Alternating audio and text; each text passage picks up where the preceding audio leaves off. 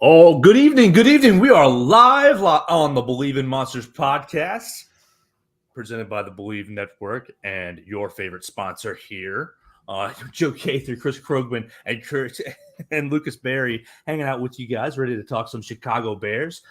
Thank you guys so much for joining us each and every week. We're live on Twitter, Facebook, and YouTube. And I want to say a big thank you to the Believe Network for getting us into the network and enjoying our content, spreading our content around. We got a fun show on tap tonight. Going to talk about several things. Obviously, very Chicago Bears centric.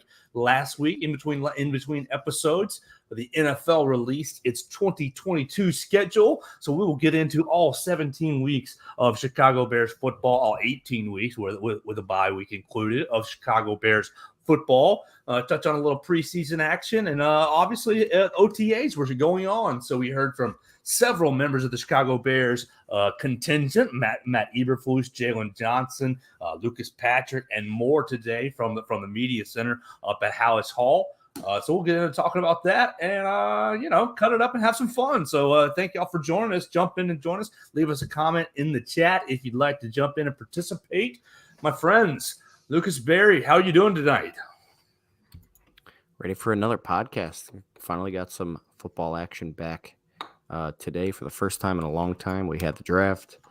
We got the schedule release to touch on. Broke down some O-line last week with Michael Gus. If you haven't checked that out, go check it out. Shoot him a follow. Exciting stuff. Good to see a video of Fields finally throwing the ball again. Zing! Correct. Chris, what about you, man? What's going on? Living the dream. I'm looking forward to talking to you guys as we do every Tuesday night here on the Believe Network. Sports are we're getting into the dog days of summer, right? So it's nice to have a little bit of football news to kind of carry us into through May and into June a little bit. Basketball is wrapping up. We're into the Eastern and Western Conference Finals.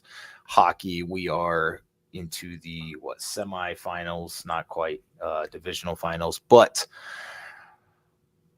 we're talking football. And we had some OTAs. Matt Eberflus, like Joe mentioned, spoke today along with several players. So looking forward to talking to you guys about that. We also had some tragic news kind of on the heels, no pun intended, of the article that came out last week that we talked about with Tarik Cohen. And and we had another national writer decide to attack something he knows very little about. So let's get into it, Mr. Gaither. Oh, you want to start with the schedule, or you want to start somewhere else? Schedule seems like the easiest place, most likely place. Our Chicago Bears, the schedule was released, I guess, last, Tuesday, Thursday, Friday, Wednesday, Thursday. And we'll just go right through it. Obviously, we all know that you're playing you're playing everybody in the NFC North. We're matched up with who are we matched up with this year? NFC East. That's great, and we're matched up with the AFC FC East as well. So that's gonna be a lot of fun. Playing Miami Dolphins, playing the Jets, playing the Bills.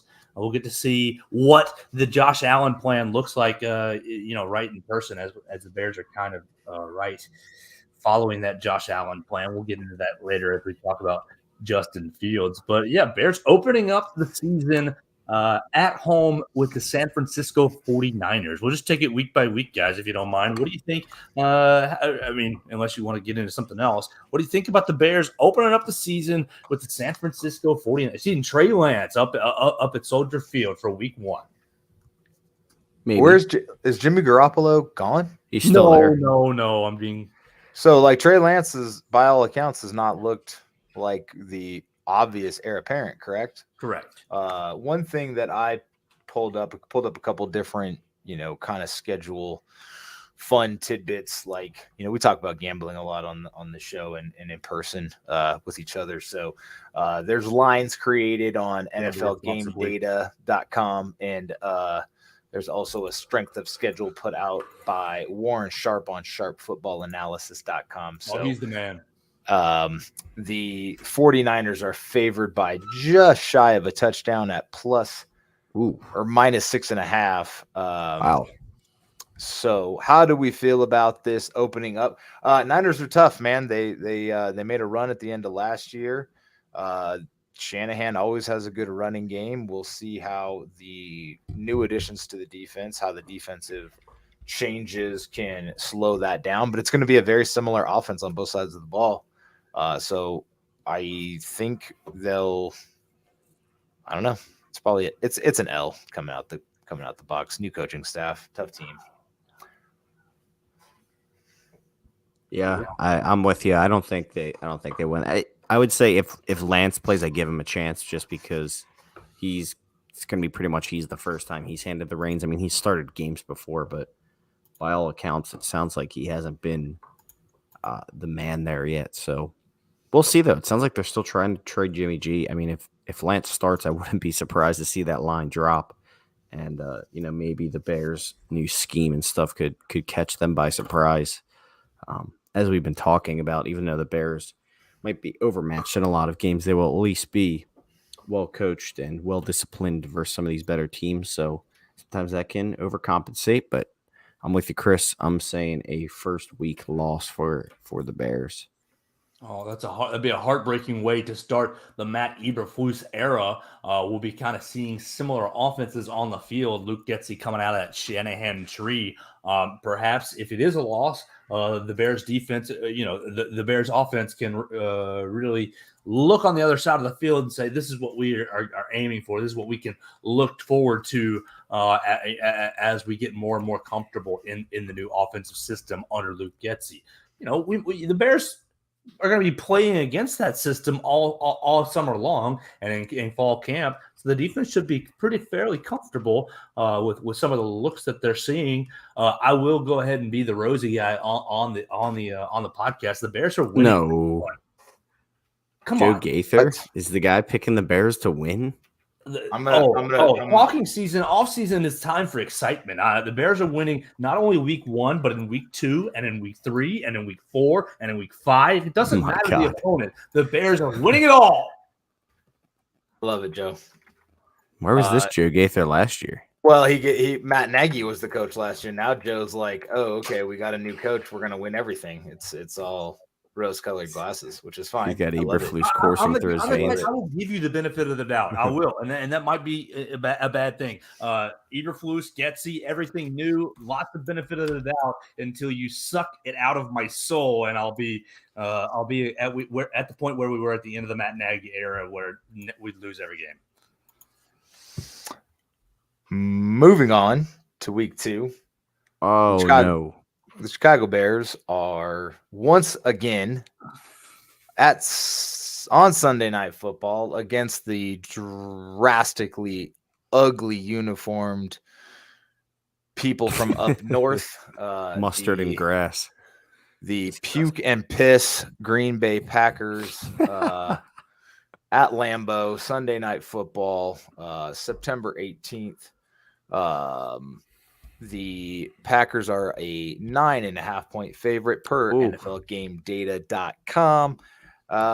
Who knows if any of these numbers are official or on any book or anything like that. But at Green Bay, opening game, Joe, why don't you be the swing around guy and you go first, my friend? Okay, well, we're gonna win on Sunday night because we're due. We're simply due for a Sunday night victory in Lambeau Field. What is it, like the last 8 and 9 times in Lambeau Field the Bears have played? Been stuck on a Sunday night. I've seen Aaron Rodgers break my heart many times on Sunday Night Football. But yeah, we're going to surprise Chris Collinsworth. It'll be Mike Tirico and Collinsworth calling the game, and they will call a Bears victory. It'll be Justin Fields' first Bears victory in the Bears Packers rivalry, and it'll be the first of many. So let's keep it rolling in week 2, surprising the nation. Everybody will be talking about us on Monday morning, September 19th. Joe, you gonna go 17-0, guy? Just curious. I just want to save myself some typing and just like fill it in now for you. If Okay, yeah. Well, we all know spring predictions don't mean shit. So I'm going 17-0. listen, man, this You're is being held- on you're being record. held to I this have all a year, Google yeah. sheet that I will be sharing with you and dropping it on the pod page. Perfect. Everybody's gonna come in and make fun of you. But Oh gosh, Big like time. that I hope doesn't they work. roast him. I know how much that hurts your soul, like it does, some of these writers out here that'll block you just for, tagging or snitch tagging or whatever they're calling it nowadays. That's a term I've never heard of until today. Yeah. It's a blog boy term. It's it's not surprising that our favorite piss and puke blogger knows exactly what that is and blocks people for it. So yeah, we're going Lucas, to Lucas, what do you think about the W's all the way down? I got you, bro. I'm just gonna go ahead and fill them in now. Lucas. I guess I didn't really think about it before, but I think the Bears are starting 0-2. I wish I was wrong. Like I said, I think earlier in the year last year we saw Green Bay get off to just a horrendous start their first few games. So, early in the year is the time to catch a team sleeping, especially if you might be better than people expect. Maybe the 9.5 point spread is a lot. Maybe you hop on that now and take Bears plus 9.5. I would say maybe that's a decent bet, but my gut tells me we're not winning this versus Rodgers. I think that Packers defense is really, really good. I think even though their offense might take a step back, I think their defense is one of the best in the league. I know people were pooping on a tweet I saw today about that, but unfortunately, I agree. I think the Packers defense is legit. I agree. They added more pieces to that in the draft. That's what I mean. It's like it's stacked. We would be remiss if we didn't touch on the fact that Jair Alexander just signed a fairly large extension with the Green Bay Packers. So the defense is. They basically have 3 or 4 years to get this done. What were the numbers on Alexander's contract? Jair Alexander wasn't nothing. It seemed fair for what they. 4 years, $84 million. Oh, they got Christian Kirk money. Who's their wide receiver one? Lazard or Christian Watson. So, I'm pretty sure the narrative all off season has been how Justin Fields hasn't gotten any support, but Alan Lazard and a second round non-BCS pick is supporting the Hall of Famer Aaron Rodgers. Just throwing that out there. No big deal. All right. Well, they've got the corn cowboy. He's going to be there, but they're really probably counting on Amari Rodgers, one of their mid-round picks from last year, to take another step up. But yeah, you're looking at those three. Oh, and they signed Sammy Watkins. Oh, great! Another burnout. Who?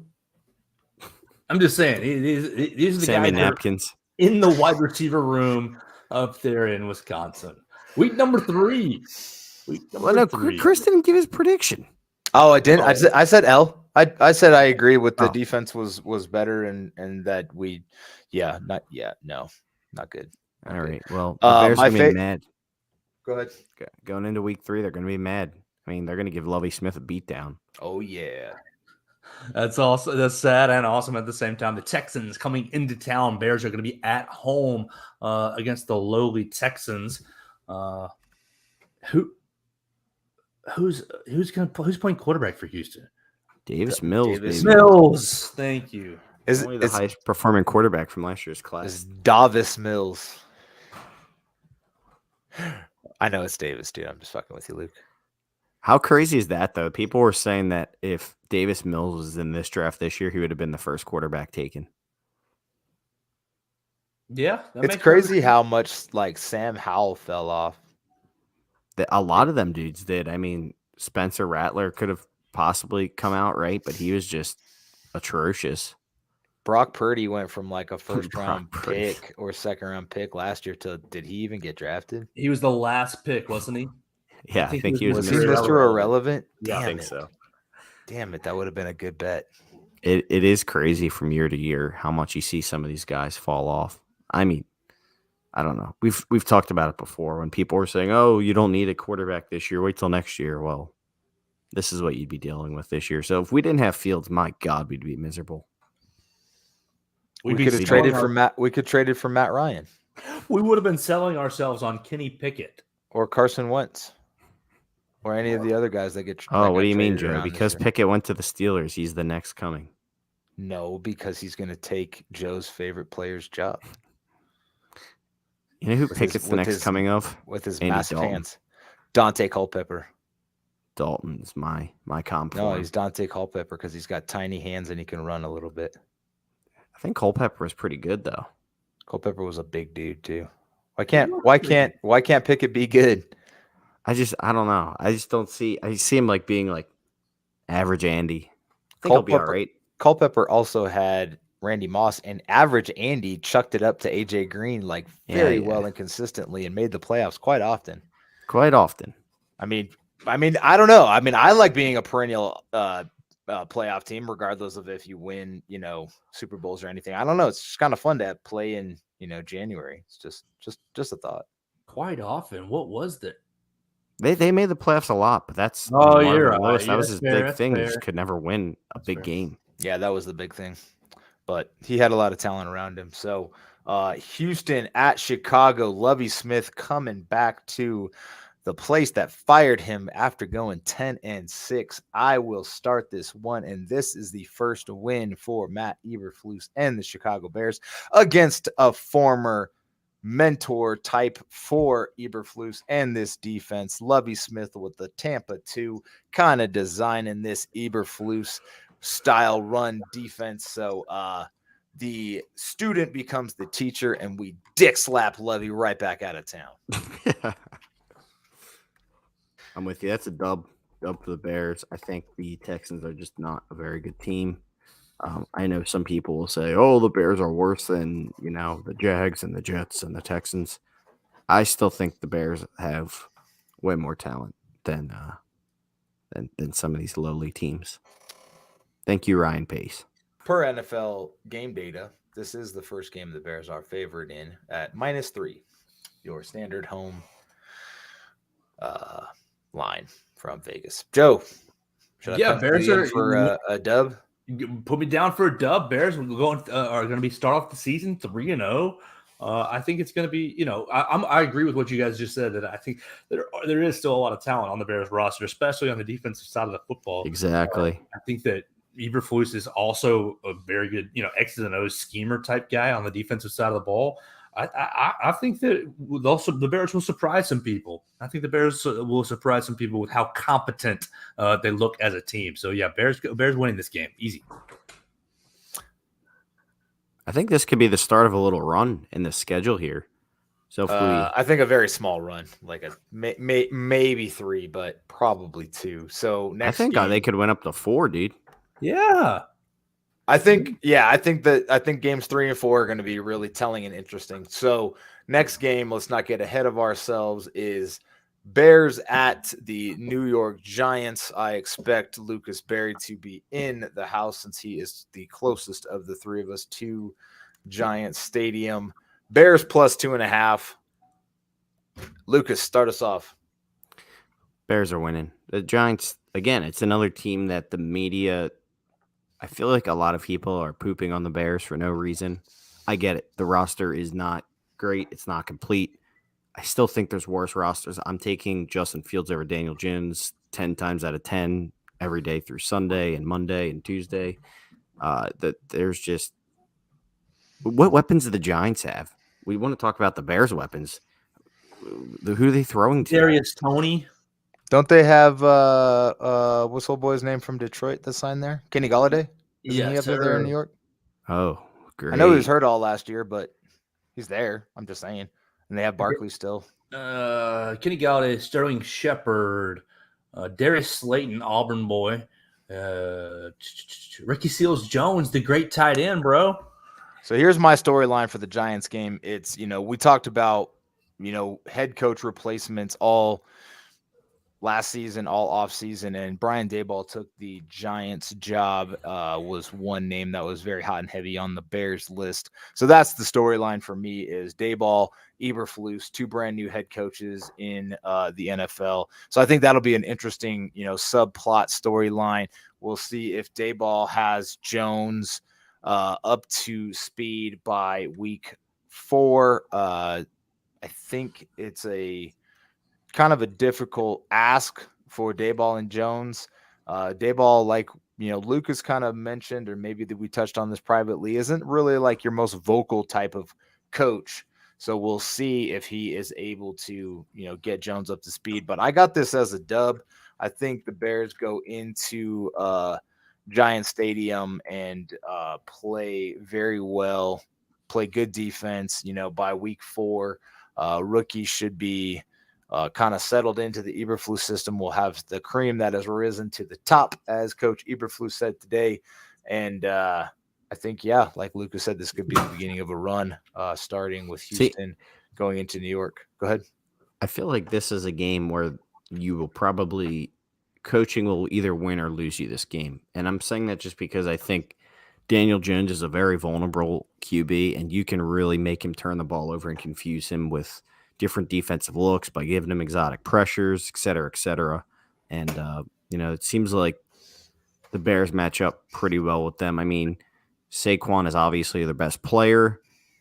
I just don't trust the guy to stay on the field. Who knows if he'll even be there in week 4 at that point. I think the Bears win one on the road there. Joe, what are you thinking? I know you already went 17-0, but give us some rationale for this game. No, sure. The Bears are actually really familiar with the Giants. If you look, it feels like we play them every year.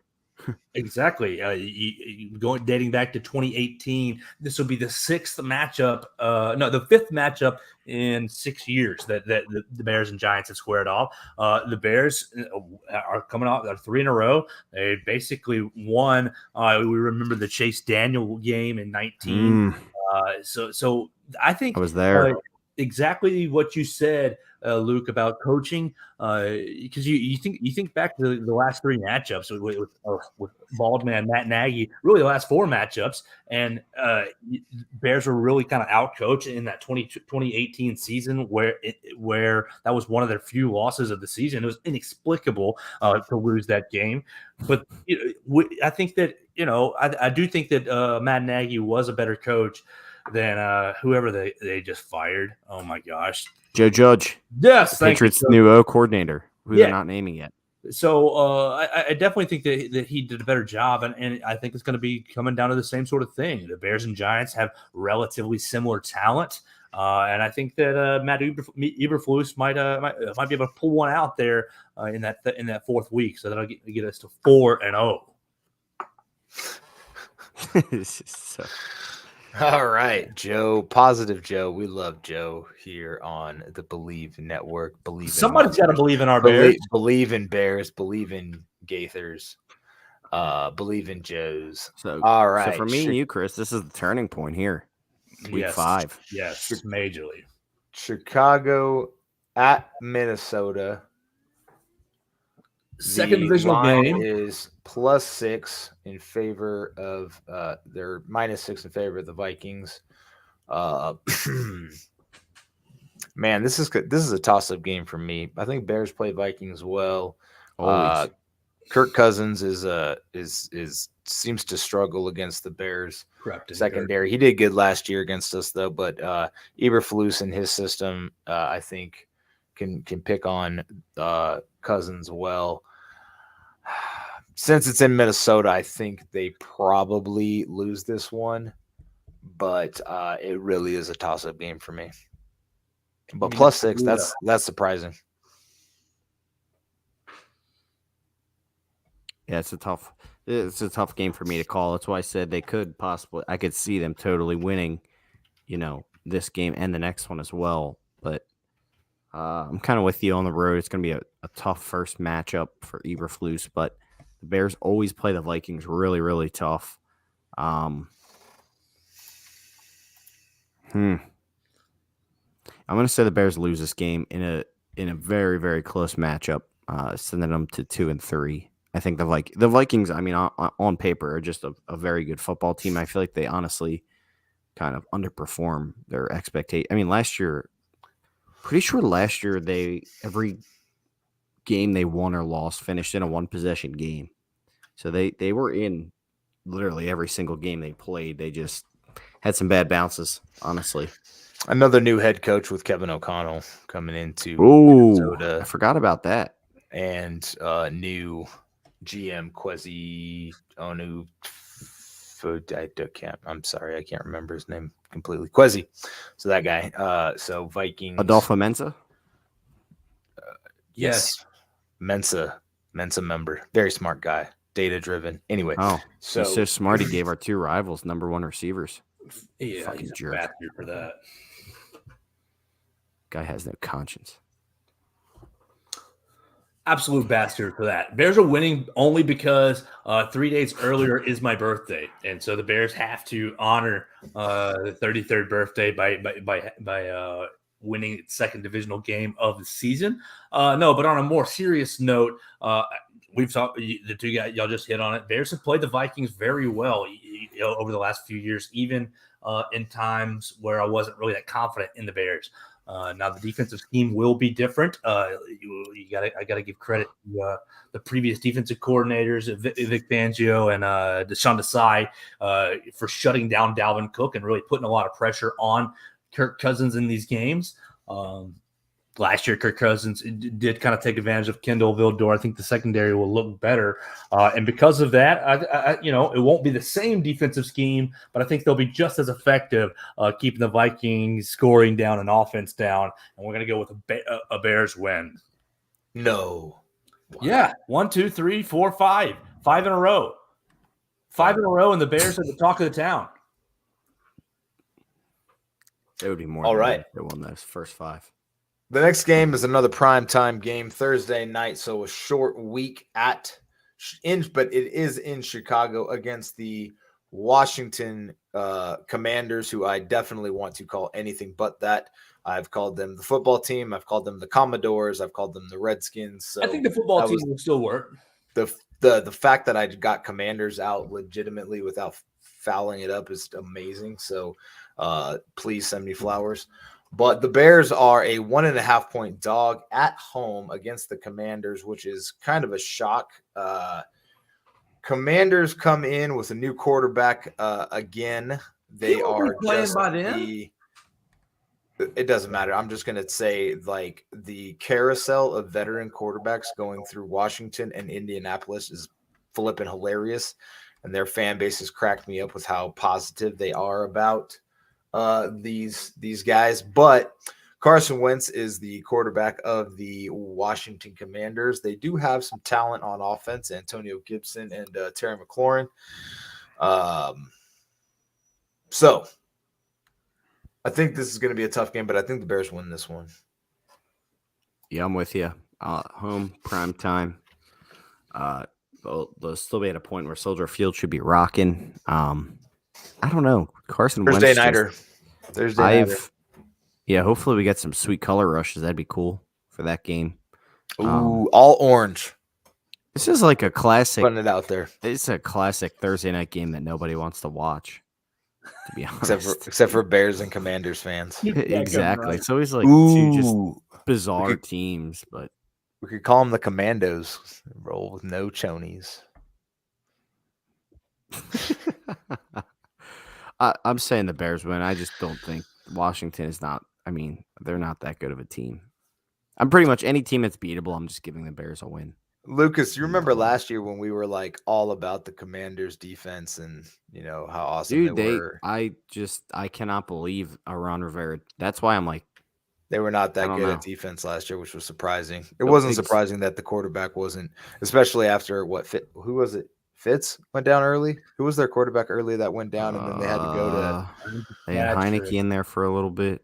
They had all kinds of people playing QB. It might have been Fitz that started for him, yeah. Yep. But they just for a Ron Rivera coach team, they really just fell apart at the seams. So I lost all faith in them. I think the Bears can beat them for sure. Shout out to Ryan Fitzpatrick. It's a toss-up game. High school teammate of mine. Before he went to Harvard? No, I'll tell you. What'd you say, Joe? Joe's frozen. What'd you say, Joe? You played football with Ryan Fitzpatrick? I did. He was the freshman quarterback when I was a senior. Did he have chest hair as a freshman? What? He was a baby-faced little kid. He was tiny. Like he was a pretty small person. But yeah. I feel like this would have been like day one stuff. Hey guys, my name is Chris Krogman. Oh, sweet. Tell us about yourself. Oh, well, played football with Ryan Fitzpatrick. Come on, man. You've been holding out on us. Like, no, he definitely did say it before. he told you. Oh, okay. I see. I played against Todd. I played against Todd Heap too. Went to an ASU camp with him once. Todd Heap. Yeah. Well, dang, the more you know. Getting back on the Bears here. The Bears are beating the Commanders because the Commanders and Bears are really kind of similar in what's going on with a strong defense and offense that they're trying to kind of build. But I like I said, I was joking, but I don't think Carson Wentz will be playing full time for the Commanders. I think the Bears will be seeing, we'll likely see Tyler Heineke or in the Misfit Toys on the offensive side, and we're going to go with the seventh win here on Thursday night, and rolling into a mini bye. The interesting thing about the Commanders last year is their just inability to use Antonio Gibson correctly. Like they just didn't. But regardless, for a Ron Rivera coached team, they were not very well coached. No. It was shocking. So the next week, Joe, you want to tell us who we're playing in week 7 after our mini 10 days off? Yeah, you get 10 days off, and then you head over to Foxborough to take on the New England Patriots, Bill Belichick and the Patriots. And I'm pretty sure, oh my gosh, I'm pretty sure the Bears haven't beat the Patriots in like 20 years. A lot of that has to do with Tom Brady, obviously, but yeah, the Bears have not had very good success against the Patriots. It'll be awesome to go up there and get a win, but Bill Belichick will probably have the perfect scheme for little Mac Jones to do, just enough. Oh man, it's going to be hard for me to pick a win here, but I think the Bears will equal it out, get a bounce, and win up in Foxborough. So that's 11 days off. That's a Monday nighter. Sweet. Back to back, yeah. It's another week Bear game.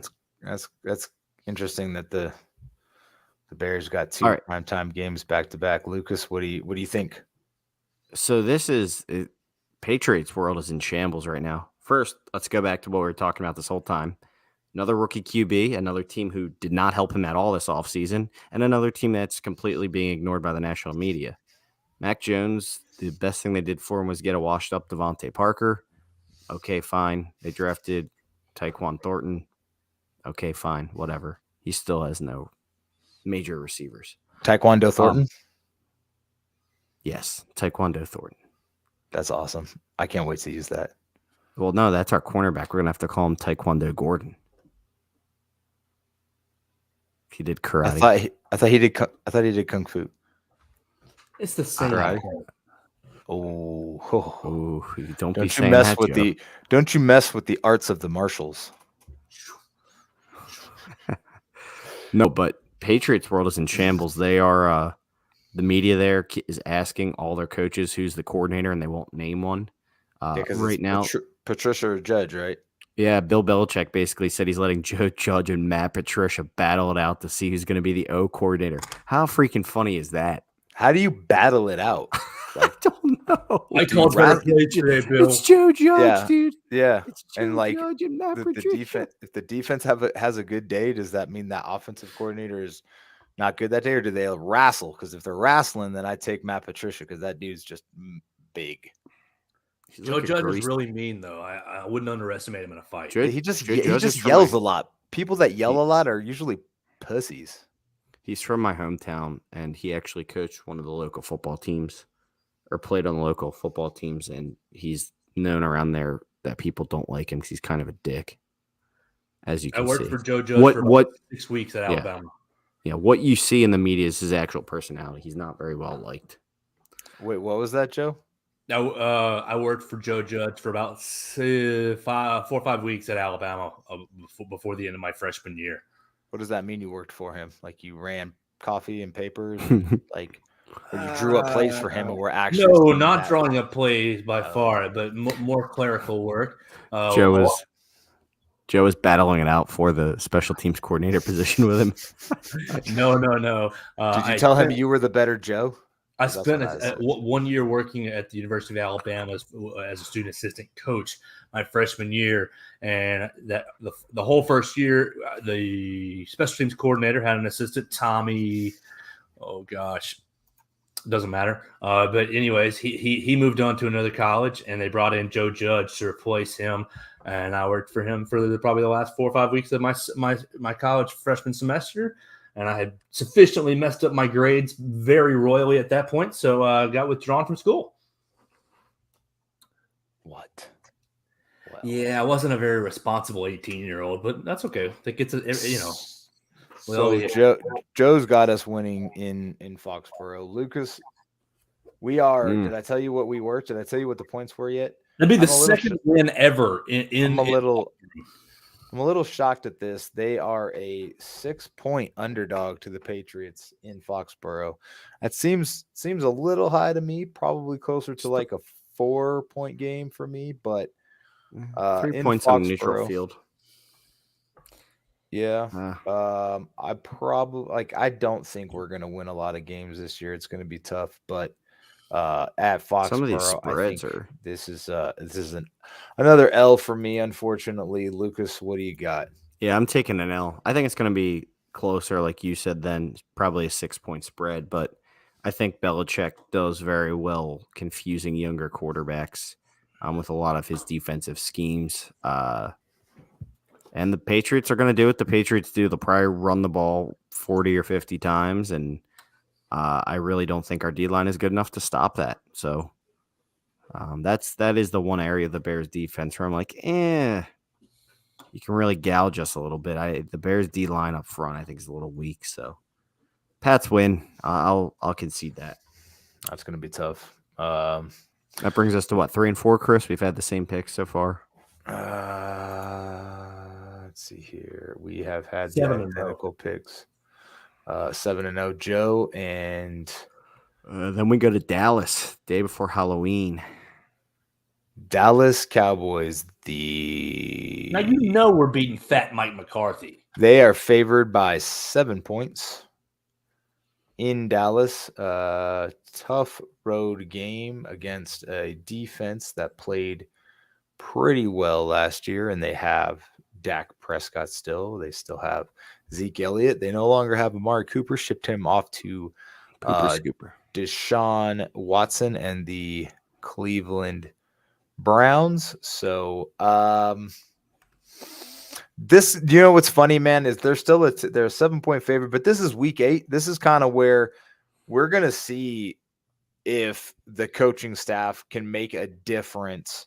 And I think this one could be a shocker and that the Bears could win this Dallas Cowboys game. So I'm going to pull the upset card, first one really for me, and say the Bears win this game. This is a back-to-back road game, mind you. Fine. Eberflus coached in Dallas for quite some time. He's going to want that revenge on his former employers. I think, personally, I just think Dallas is really good. I think they've decently underperformed the past few years, but I think they're a very good football team. Much more well-rounded than the Bears. I'm saying Dallas wins. I'll even say Dallas probably covers the spread there. Joe, how you feeling about it? Oh, well, it is very tough. It will be very tough because of, right now on paper in March or in May, but we all know what the Cowboys like to do. They like to kind of sometimes underperform, as you mentioned, Luke, and they have had a lot of bad luck with various injuries over the last handful of years. Dak Prescott's ankle comes to mind last year. I don't really think that Mike McCarthy is that great of a coach. So yeah, Bears win again, and we're rocking and rolling. That's 8-0 for the Bears. Joe. Okay. Let me ask you this real quick. Mike McCarthy and Matt Patricia are all oiled up and in a pen in a wrestling match, who wins? Patricia, because he's younger. Yeah, Patricia Really? is a little younger, a little more athletic, just got a little more fire. He's got like that bristly hair that the oil will just kind of soak He's like a into. boar, dude. He's like a boar. Yeah. McCarthy's got those eyes that are like out here, so he won't be able to see Patricia, even as big as he is coming. So boom, Patricia's got him. He's got the eyes that look like he's morphing into two different humans, kind of like Bennett, the D lineman. So Bennett's brother.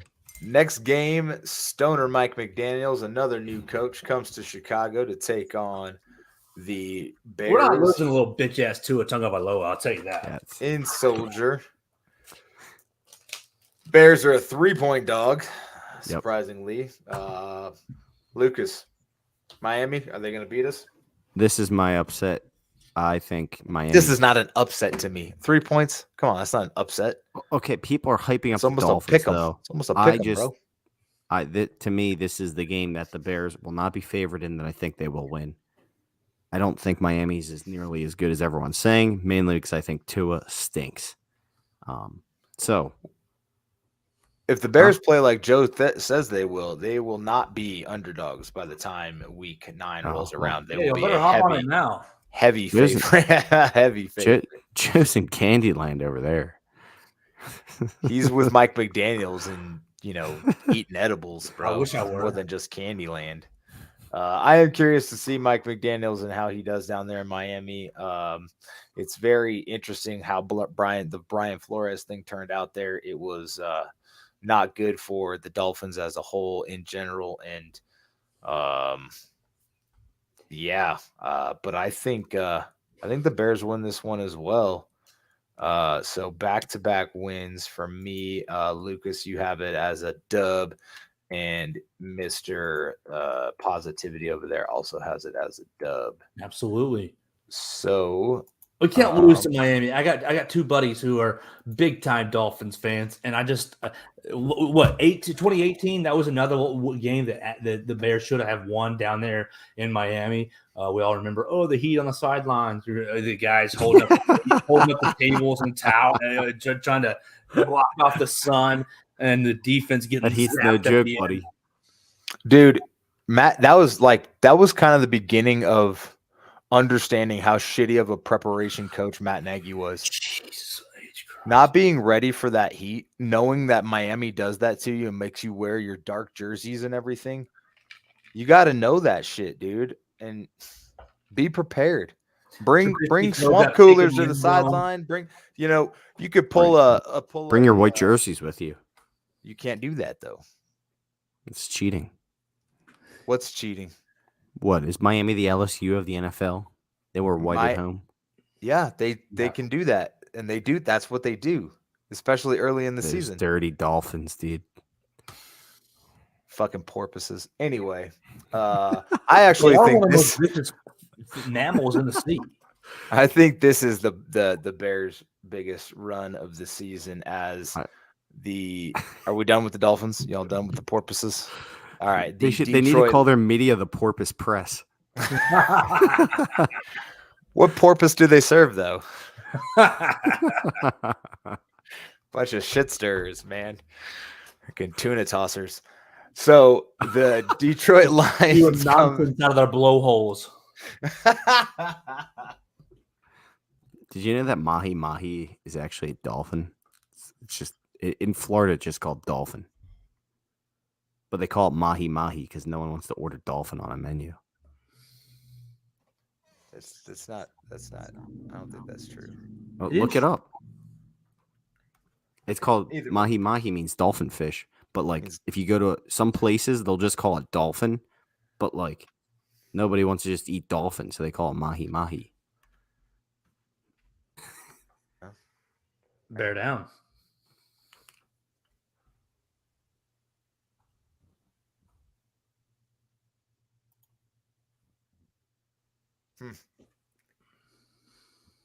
No. It's a dolphin fish, but it's not related to the mammal dolphins. So Right. But I'm saying s- some places will have it literally just say dolphin on their menu. But well, most that's not the places same. don't. You misled me into thinking I'm eating a fucking dolphin. I said dolphin fish. Yeah, but the fuck am I supposed to know? Fuck off. Yeah, okay, here we go. The Lion. Detroit Coming into kitty, town. the kitty cats, the the Meow. Lions come to town Sunday, the 13th of November, 1:00 game at Win. Chicago. Bears. Bears favored by 1.5. Yeah, this is a dub. Bears are going on a massive winning streak right now. Luke, Joe, do you even want to? Doesn't matter. Jared Goff going to serve up lots of pick sixes to Some Eddie soft Jackson. serve, baby. Next game, pick'em game, Chicago at the Atlanta Dirty Birds. The Atlanta Bears. The Atlanta Bears with Ryan Pace and Phil Emery running the show down there and getting all former Bears to play. Who the F is their quarterback? Marcus Mariota. Oh, that's right. That's right. Mariota. Oh, yeah. Pace loving No, himself. it'll be Desmond Ritter by this time, I think. Probably. I do think people are sleeping on Ritter a little bit. I think he could beat Mariota for the job, especially a few weeks into the season. That's my hot take. But if that's the case, that's even more the reason to pick the Bears. Yeah, I got Bears. It's a pick'em game. So Bears aren't favored, but on the road, you would think the Falcons would get at least a -3. Speaking of schedule releases, and I know I'm pretty sure you guys have seen this, but the Chargers schedule release video was Hilarious. epic, absolute top notch, Masterclass. funniest thing I've seen in a long time. The joke against the Dolphins was what did I say? The Falcons. The joke against the Falcons was they had a falcon flying through the air. He hits a Waffle House sign, and it says 3 waffles or 28% off of 3 waffles or more. So taking a shot at the 28-3 Super Bowl loss. But man, there was a lot of good content in that video. You know, taking shots at Mina Kimes, that was fantastic. So shout out to the Chargers social media team. Joe, are you going to this game? Very likely. Very, very likely. Ooh. Are you Dirty going to the Bird house Joe. that Ryan Pace built? I am. He's been super dome. Hopefully going to get a contingent of neutrals to join me, and we'll all be cheering for the Bears. My favorite thing about that stadium is that it has a Chick-fil-A in it, and it's not open during games because Chick-fil-A's aren't open on Sunday. It's my favorite thing ever. That's okay. They're there for the Atlanta United games. Well, and doesn't Georgia play in there a lot? Georgia State, I believe, plays at the Superdome. University of Georgia plays 45 minutes away, but they do host a lot of Saturday games. They play between the hedges, right? That's right. That's right. Don't bring up the G word on this show, Chris. It's a sore spot. I don't have any problem with congratulating Georgia for their championship last year. Great job. Yeah, they didn't have. He'll just blame Jameson Williams not being there. No, that's soft. That's soft. I mean, you're Mr. Softy, dude. His Achilles is soft. Sorry, he's a Lion now. I can say that, right? Yeah, you can absolutely. Not Achilles. God damn it, his ACL. Sorry, bro. Sorry. But yeah, he's dead to me. Yeah, now that the freaking Minnesota Vikings gifted him to the Lions. Yeah, a Quezzy would fucking give your picks. Quezzy doesn't understand rivalry. Dude, he just this formula means that I get this many draft picks, and it doesn't matter if we lose for the division for the next 15 years. We have all these draft picks. Let's move on to he's the Oklahoma City Thunder of the fucking NFL. He's Sam Hinkie. Who the Oklahoma City Thunder, if you don't know, have like 400 draft picks in the next like 3 drafts. They literally are drafting every single player into the NBA for the next 4 to 5 years. So moving on, the Bears are at the New York Jets. So Jets. This is another win We are going on a massive winning streak, like I said. In New York, Bears are a 2-point dog, but that does not matter. Choir boy Zach Wilson. Zach, what's his name? Anyway, Yeah, he going Zach down. Wilson. He going down. Zach Wilson and his mother, who he's like paying to stay off social media. Why? Because she's so hot and people are like, No, this was a thing last year going into the season. I guess he had her delete her social media because she was always defending Zach Wilson against the haters. He said, I don't need your defense. Poor kid. At least he told his mom to knock it off. Bears win. Jets stink. December 4 at home against the Packers. It's a big fat L. Jeez, we cannot get swept, Lucas. We're getting swept, dude. Okay. It's your opinion. We're winning this one. There you go, Krogman. Dude, Krogman has the Bears winning they winning out, bro. Got the Bears at 12 wins. No, they got a tough back. They got a tough next 3. They got a tough games. back 9. Yeah. They're gonna win next. They're gonna win week 14 because everybody wins when it's a bye week. So bye week 14. That's a dub. Then Philadelphia, Lucas's second favorite team, comes into town. His favorite quarterback outside of Justin Fields, Mr. Jalen Hurts. I don't feel good about this one. Bears are going to lose this one. No, I think they'll lose as well, but I think they could hang in there. Jalen Hurts is another guy I think you can disrupt a little bit, confuse him a little bit, throw him off his game. I think the Bears have a chance, but I'm giving the Eagles the win. And yeah. By this time in the season, one. A.J. Brown's going to have a couple soft tissue injuries. Jason Kelce will be out with this, that, and the other. The Eagles will be on their 8th running back. I mean, this is what the Eagles do. Their defense will be decimated, and we're winning at home.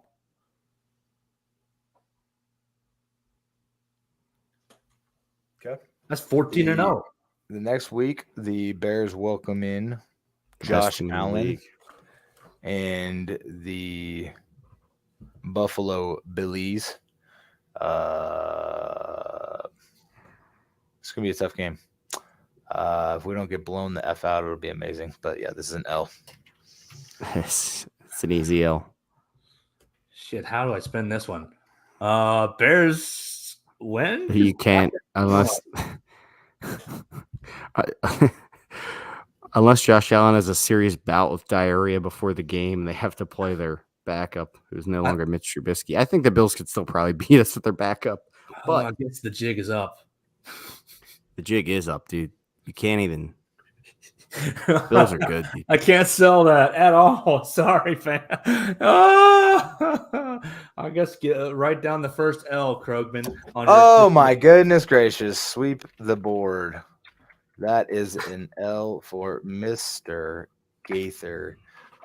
Detroit Lions are next on the schedule. The Bears travel to Detroit. You know what's funny is the Bears are only a 7-point dog against the Bills. They're also a 7-point dog against Dallas. I do not think Bills and Cowboys are on the same stratosphere. See, you can get some good value on these lines if you were to bet them today. Yeah, if these are real lines. So Bears at Lions. Bears are a 1.5-point dog. I think we're gonna split with Detroit this year. So we won at home. This is an L for me, Mr. Gaither. I'm not even gonna talk to you about this. Lucas, what do you got? I agree with you. I do think the lines have improved. It is fun to make fun of the lines, but they've definitely gotten better. We'll see if Jamison Williams even plays this year, but I do like their line. Jared Goff is Jared Goff, but he's serviceable. Monroe should take another step. Swift. I mean, the biggest thing with Detroit is their health. If they are decently healthy, I think they will split with us. So I'm giving the Bears an L here. And the final game of the season for what feels like the 100th time, the Minnesota Vikings come into Chicago to play the Bears.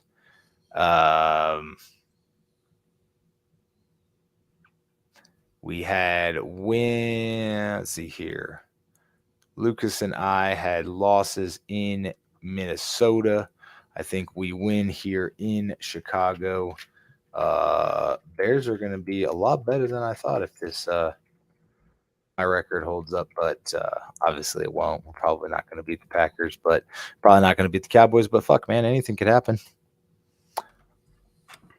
Lucas, final game, final thoughts.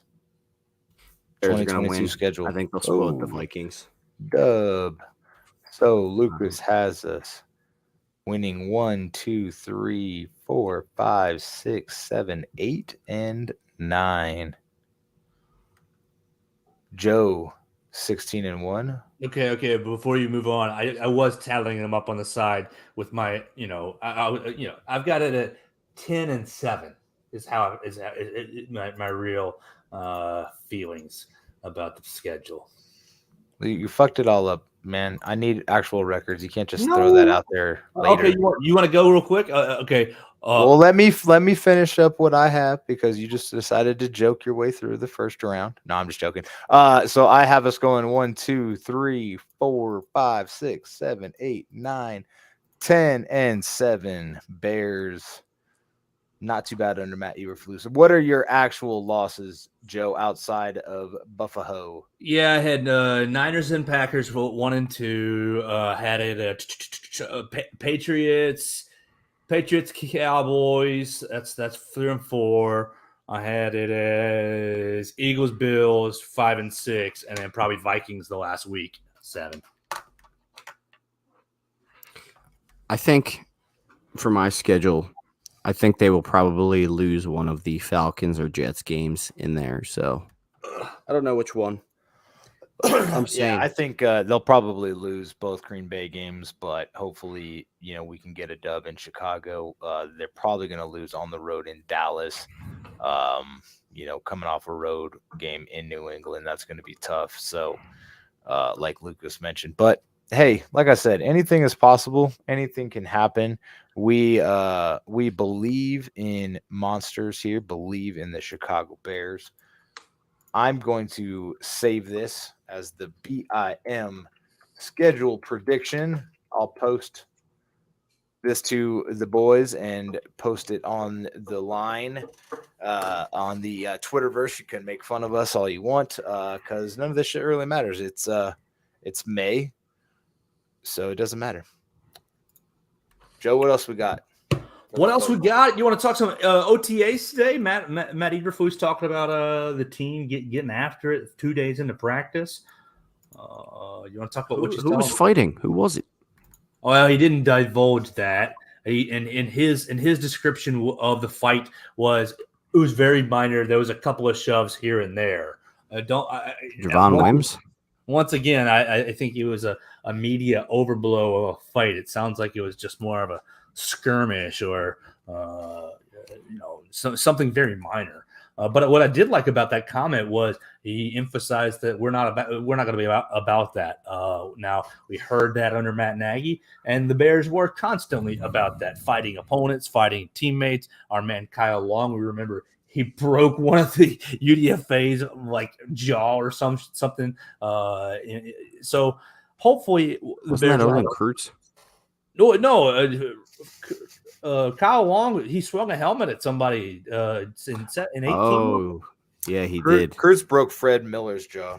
Yeah, no, I don't think Kyle Long did swing a helmet at someone. I forget. I don't think he was successful in breaking his jaw, but yeah, swinging a helmet's no fun. Yeah, but yeah, it sounds like hopefully the messaging is no fighting. We don't need that. We got to be a disciplined football team. What else did you get from OTAs? What did you hear? I saw videos of Fields. Fields look good. Fields looking great, overhauling his mechanics. Lucas Patrick, I always want to say Patrick Lucas, Lucas Patrick talking about the fact that he looks fast, he is fast, and he said, man, everything he does is faster and faster. They basically and the media tried to turn that as well. They asked him, oh well, is he faster than you expected? Did you and he was like, well, no, I mean, he was a top 10, he was like a top draft pick. I was expecting him to be pretty good, but he is pretty good. Like, golly. It just felt like the media was poking and digging, trying to drum up something negative. There was kind of talk about trying to ask Jalen Johnson about, Kyler Gordon's getting a lot of love. Do you feel like you need something to prove to the new coaching staff? And it's like, that's not really. Why does he care? That's not really what Matt Eberflus was saying in his, like, he wasn't making any sort of comparison between the two. He was just saying, I like what I've seen out of Kyler Gordon so far. So it wasn't really pitted as one corner or the other. But as soon as Eberflus went off the stage and Jalen Johnson came up, the media sure seemed to take it that direction. Yeah, they sure did. Media definitely seemed to go after Jalen Johnson and kind of try to goat him into some kind of negative space or something like that. Eberflus, mentioned that he had a lot to work on. He also mentioned that Gordon had a lot to work on, but he did say that Gordon was impressive with his athletic ability and his body control and things like that. So those are good things. And yeah, obviously they both have a lot to work on. Jalen Johnson said that Gordon's going to need to have a short memory as a rookie, trying to make an impression. So whatever. Chicago media kind of seemed to have been hunting for a story that wasn't there and trying to goat Jalen Johnson into a reaction that he wasn't gonna do. I feel like writing about the Bears for stories that isn't there is like an easy way for people to get attention on the internet. It's a very easy way. One of the frustrating parts about being a Bears fan is that we are, in my opinion, such a large fan base that a large and, let's be honest, kind of a large and struggling franchise over the course of 20 years, that it becomes easy and it becomes the trendy thing to kind of crap on the Bears. Stir up the fans. It's we've seen it. We've already seen it once this year. Now this will be the second time. We saw it once with the Connor Orr article talking about Justin Fields. What did he say about him? I forget what the whole. It's the same thing with that. They basically that he should enter the transfer portal. The transfer portal, right? And now we have an article from some guy with an anime profile picture that says trying to jump on the FAO Schwartz bandwagon with his FOA Schwartz name. Football Outsiders is a joke. Nobody listens to that publication. That's why they're the outsiders. They don't know shit. They're not insiders. Except probably Quezzy. He loves that. They're no PFF. So, Joe, tell me, what did you gather from this article?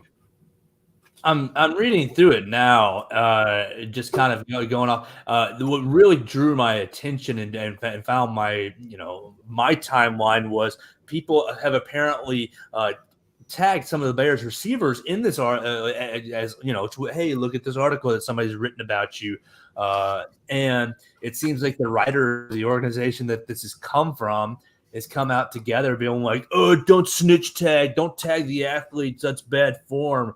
And oh my gosh, what's bad form is this article. So much slang. First off, so much slang in this article that like you can't be taken seriously. Exactly. But it's like you're reading a joke. If you're writing sports, if you're writing anything in general, you need to assume that your subjects are going to read your material. Like whether you're writing something good or bad, that's the way to keep yourself honest, to keep you locked into the truth and locked into objectivity. So for these writers to cry about, don't tag these athletes, your baby. Like honestly, I'm a little offended as someone who dabbles in sports media just a little bit. No, what we write is fair game for everyone to read, even the subjects of the articles. And if you don't want them to read it, don't freaking write it. If you're because what this screams to me, gentlemen, is I'm embarrassed that these receivers found this piece where I'm misspelling great and friends because I'm suggesting they're going to be great friends. We're comparing it. We're comparing Justin Fields to Uriah in the Bible, the young man that David basically sacrifices to sleep with his wife. Like, this is such a weird take, unbelievable. Like a weird style of article. If Fields' career craters, that's what he's known for. It's what he's known for. Okay, all right. Just writes. Again, you can't really take it seriously for anything other than clicks with the way it's written. It basically, when I was reading, I was like, am I reading Deadspin right now? Right. The company that says why your team sucks every year. Like, that's exactly the type of article that I thought I was reading when I was reading it. But this guy is completely serious, and it's just. I feel like I'm not gonna click on it because I don't want to give that guy a single. No, you shouldn't. Click. I mean, there's nothing in here worth you seeing. Stupid. But it's the same stuff that's been said already a million times by everyone in the media. We get it. The Bears, they didn't draft a receiver early. They went defense with their first 2 picks. Okay, it is what it is. They didn't sign a lineman. See how it works out. That's what it is at this point.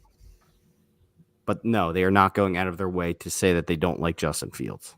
Because that was the point of the article. He came out and said the Bears don't want Justin Fields as their franchise quarterback. I don't understand how you can make that. How you can legitimately make that case. I know that several major media companies have been perpetuating that, but like if you really examine under the hood of what's been going on with the Bears over the last 4 or 5 years, like not many options. I mean, we've talked about it on the podcast many times before. It's time. The Bears are over budget. The Bears have a lot of contract problems, a lot of holes on the roster. Like, you can't fix it all at one time, in my opinion. So I don't know. I feel like it's really, really, really lazy to just say, oh, you didn't go out and trade for Devontae Adams. Like, nope, sorry, couldn't do that. That wasn't an option. Yeah, it's here he is on extremely his lazy. page saying, it's a great idea to build a good team around Justin Fields. The Bears didn't do it. The Bears chose not to do it. Mike Tannier believes the Bears are failing Justin Fields, and maybe intentionally. Like, yes, it is just such good business to fail the corner gemstone of your franchise. The one thing that fans are buying tickets for, it is just such a great business idea to fail him on purpose. It's fucking brilliant. I've never heard of that before. It's unprecedented that you would just do that on purpose. Just fail the one thing that's good for your franchise at the moment. It just makes so much sense, dude. Like, do these people, are they literally that dumb? They must be. Do they think about that? Yeah, they're definitely doing it on purpose. They're just setting him up to, like, if they didn't want him, they would trade him. You'd probably get a decent amount for him. And they've done nothing but rave about Justin Fields since they've kind of gotten to get in contact with him, review more film, and Eberflus was talking about his improvement every day as a player, as a leader. So, yeah, unfortunately, the cap and asset situation that the previous regime left the Bears with didn't really allow for them to go out and spend $18 million on a Christian Kirk or trade 2 future first-round draft picks for a Devontae Adams when the rest of the team would have suffered, and pay Adams an absurd amount of money. And then what would you have said, Mike Tannier, that the Bears just invested all of their assets in something that wasn't going to get them anywhere close to any better than they were last year? I'm sorry it's going to take a little bit of time. I'm sorry you don't want to see the bigger picture here, but man, chill the fuck out. It's not like it's not Justin Fields' second year in the league. Like, this isn't an Aaron Rodgers situation where they're not giving him a wide receiver year after year after year after year. Go write your fucking story about that guy. Is it coincidence, or is it just ironic that both the people who wrote these damning articles about the Bears are both Eagles fans.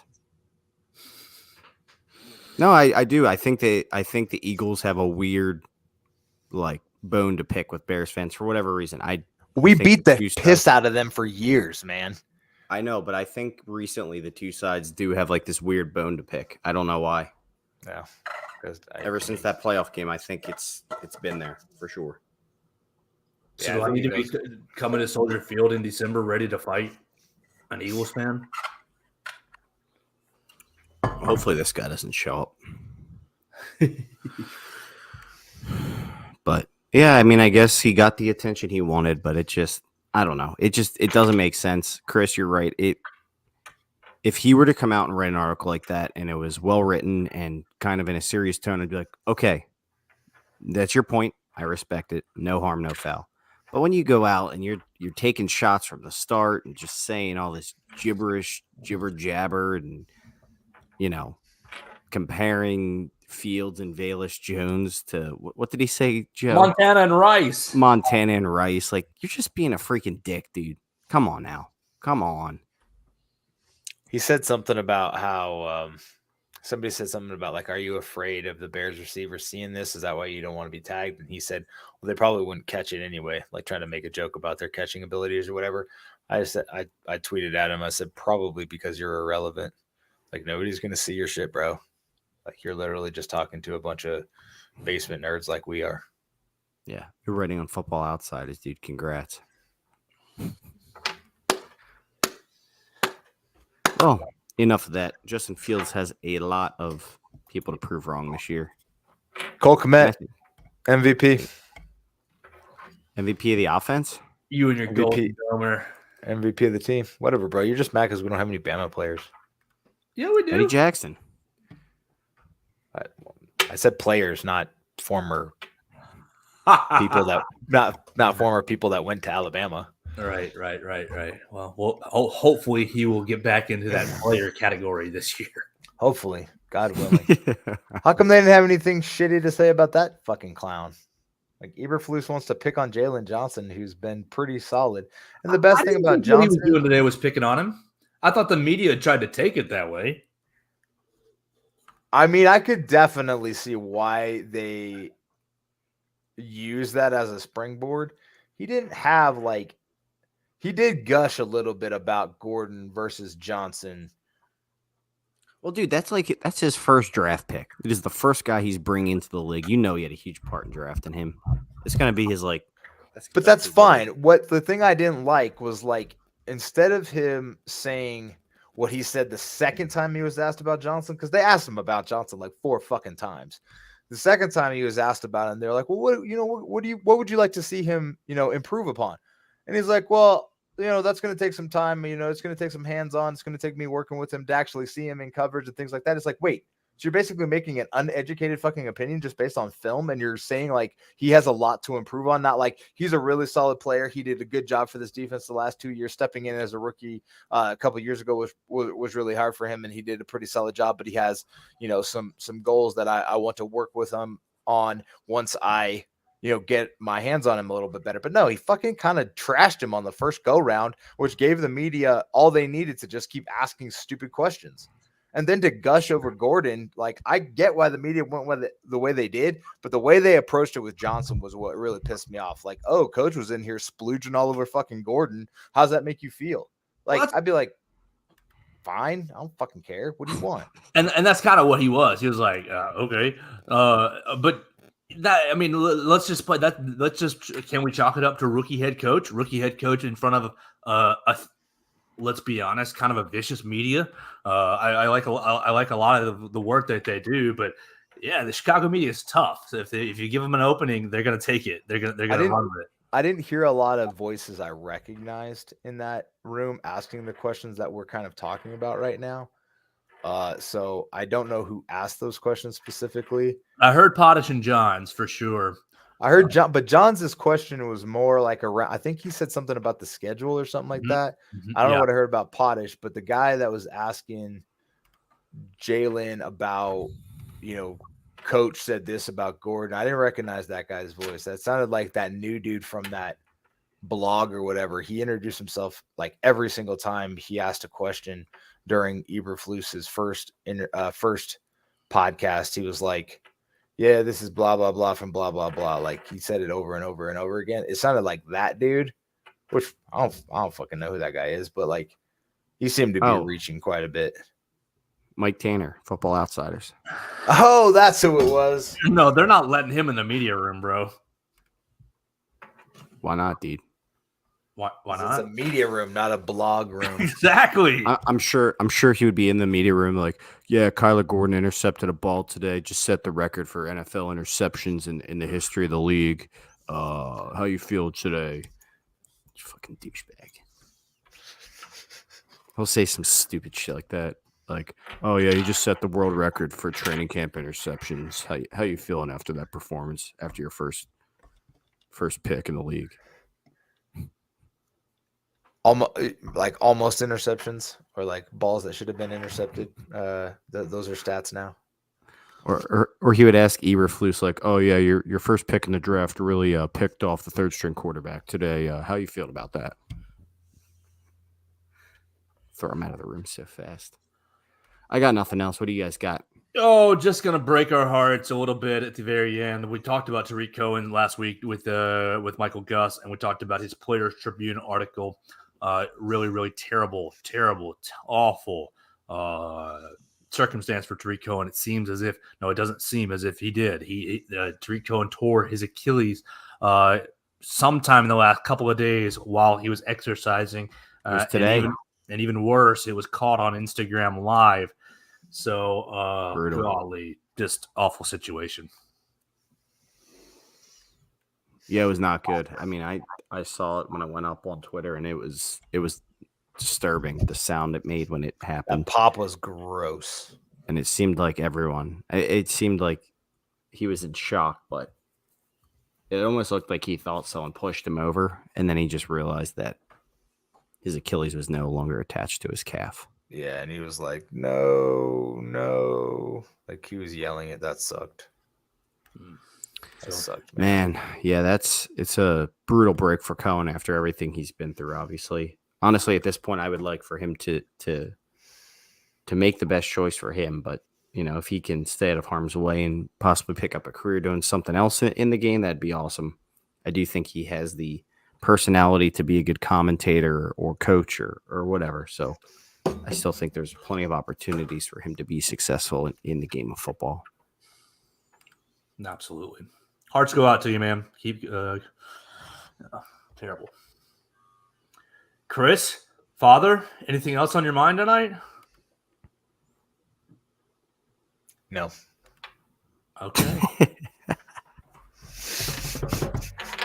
Bear down, Chicago Bears, make every play, clear the way to victory. Bear down, Chicago Bears, put up a fight with the might so fearlessly. We'll never forget the way you thrilled the nation with your T formation. Bear down, Chicago Bears, and let them know why you're wearing the crown. You're the pride and joy of Illinois. Chicago Bears, bear down.